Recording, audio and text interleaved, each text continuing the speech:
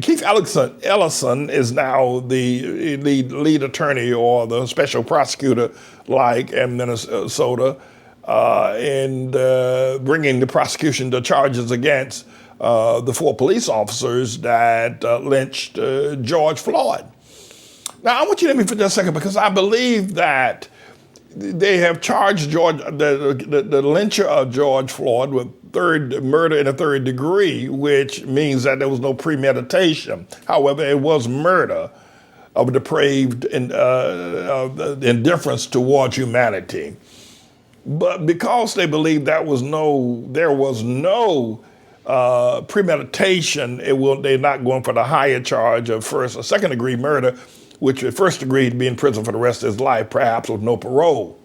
In some states, potentially, they'd nuke him. But can I just share something with you, right? You and I, we're talking, right? I believe that if Ellison wants to really go after this, he can consult with me. Yeah, that's what I said. And I can demonstrate that I believe that this was a premeditated murder, and that police officer, who I've refused to call his name, by the way, I haven't called his name as of yet, knew George Floyd and saw an opportunity to kill him. And that he had thought about killing him before. And when he saw him and the arrest took place, that this police officer saw the opportunity to kill, that it was premeditated, and let me tell you what I mean by that. That this police officer, whose name I have not called, who lynched George Floyd, put his knee on his neck for nearly 9 minutes, for nearly 3 minutes after George Floyd was dead, he held him down with his knee. I believe it was premeditated. Now, you would say, well, did he just arrest him? That there was no premeditation? No, George Floyd and this police officer, whose name I refuse to call, worked at the same nightclub as security at a very prominent nightclub there, I think in the St. Paul or even in Minneapolis, I'm not sure, but a very prominent nightclub.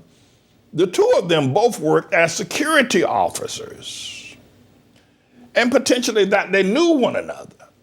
And I can demonstrate unequivocally, without a shadow of a doubt, that they both worked at that same very prominent nightclub there in Minnesota. Now, the other hitch here that makes it, I think, as a premeditated event is that George Floyd had a Japheth girlfriend. And this Japheth girlfriend really loved George Floyd, and he was all over the place with her, strutting her around and, parading her up and down as they sported together there in St. Paul and Minneapolis. And I believe that this police officer knew of that relationship and was angry had a hatred in his heart for Floyd because he was sporting with this white woman. And when he saw them on the street in front of the food cup that day, and they arrested him, he said, "I'm killing him." He had long since wanted to kill him for having a white woman. Now, you say, Pastor Man, if Keith Ellison takes that to the jury, it's a stretch. No, it isn't. No, it isn't. Okay, here, let's put up the evidence of what I just said.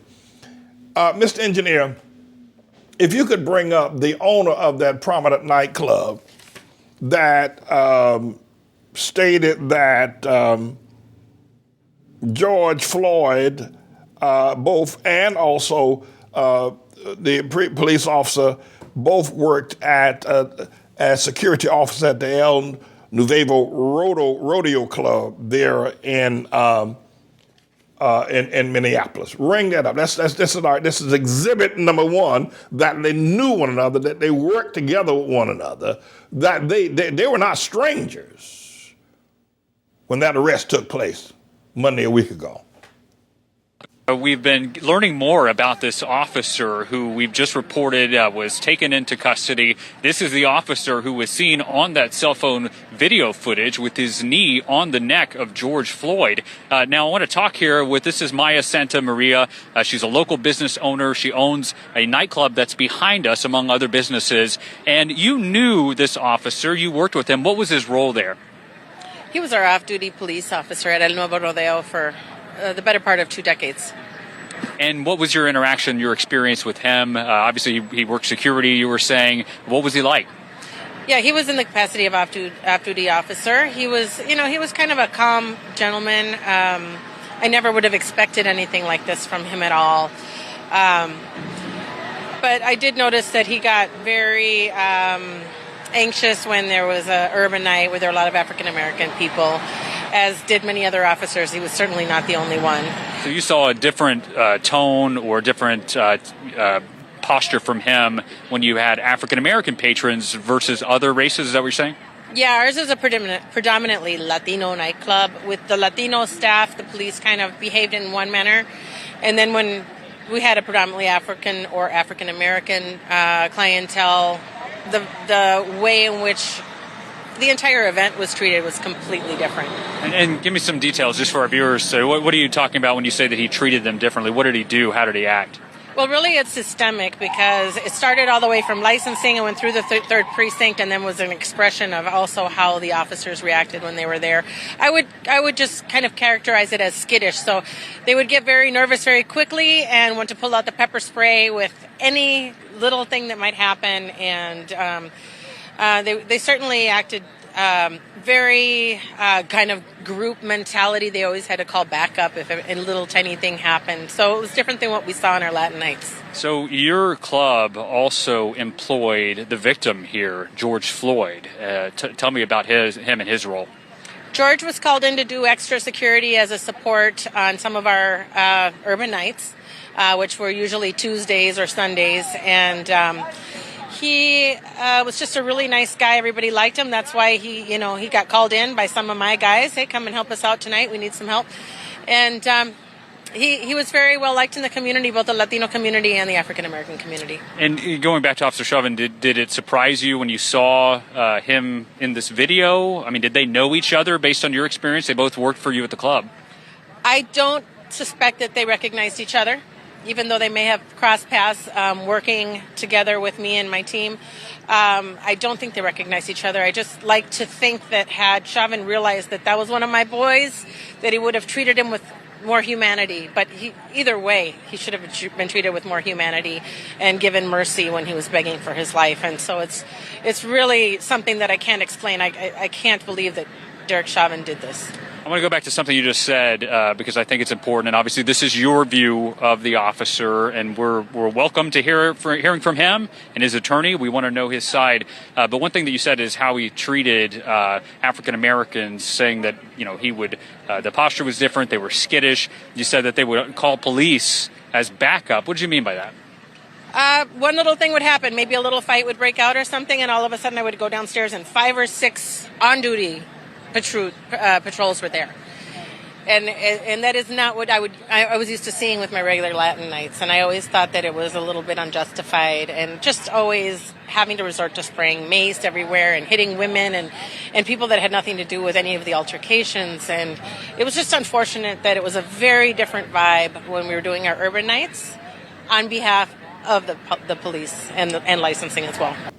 All right, so the reporter, I don't know his name or what network he works for, but did ask some good questions, and a good lawyer, a good litigator cross-examining that woman can get more information out of her. Mainly with the one area that perhaps a defense attorney might pounce upon was she says she don't think that they knew each other.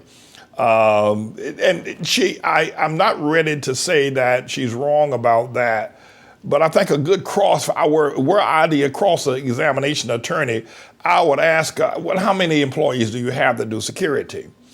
And and how often do they come in, and what nights do they come in?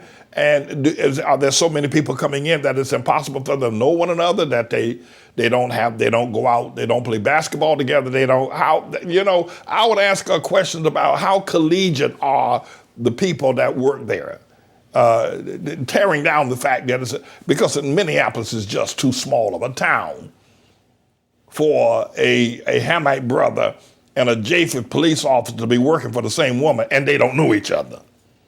Something's up. Something's up. That's first thing. And the other thing is, of course, is that, and the reason why this police officer, this barbarian, this lyncher, did not want to kill George Floyd was because he was sporting with a redhead. So, Mr. Engineer, let's take a quick glance of. We saw a picture of George Floyd and his girlfriend, and let's hear her. She's a little bit whatever. But at any rate, I think she's made some statements. They haven't given her much coverage. I know they ain't gonna give her much coverage at the funeral or any place else. They probably want to keep her as quiet as possible. But I think for the trial, she needs to be brought on, and the question needs to be raised of George Floyd's girlfriend: did she know the lyncher? Did she know this police officer? That's the question. Did you know him? Did you have any formal association with him? Potentially, she may have been dating him. I don't know. A whole lot of stuff can be found out at trials and funerals. So we want to be able to look now very carefully at George Floyd and this police officer who did the lynching worked at the same place. And I can tell you, you can have a company where, 500 or 600 people all work in the same place. And most people know each other if they've worked there for any length of time. They either know each other or have some association with another. So I don't buy the fact that George Floyd was not known and this police officer, Mr. Lynch, did not know Floyd. And it could get more personal. It could get more personal that they knew the same woman. And by happenstance, the police was called to an event and Floyd was arrested and Mr. Lynch had an opportunity to express his hatred and anger. That could be considered a long shot. Until we get, we really dig in and get the evidence, go through the lives of all of these people. I mean, turn their lives inside out and leave no stone unturned about who they are. And you may discover that it was premeditated first-degree murder. If that is not the case, then I would suggest to Keith Ellison that he would hang with the third-degree murder, because if you try to get first-degree, you got to prove intent. You got to prove premeditation, and it's hard to prove what goes on in a man's mind without some really sustaining evidence. That's what I believe took place, and what I believe is always right. I'm James David Manning, everybody. I'm the Lord's servant. This is a bit of a news blog we do, looking at spiritual wickedness in high places for the most part, making some observations about it and giving people a biblical foundation to the way of interpreting, rather than have Sean Hannity or Laura Ingraham or Janine Pirro or Anderson Cooper or Rachel Maddow or Don Lemon, Rush Limbaugh interpret what's going on in the world. You come to me and I'll tell you based on what the Word of God says. They'll just give you their worldly, sinful view. But the Manning Report will tell you what God has said, whether to say yea or nay, whether to go or to stay. You'll be led by the word of Almighty God. Come to the Manning Report on a daily basis to interpret the spiritual wickedness in high places, because there's plenty of it that's going on. And so I'm the Lord's servant, James David Righteous Rebel Manning, and I'm here to serve you with news and information.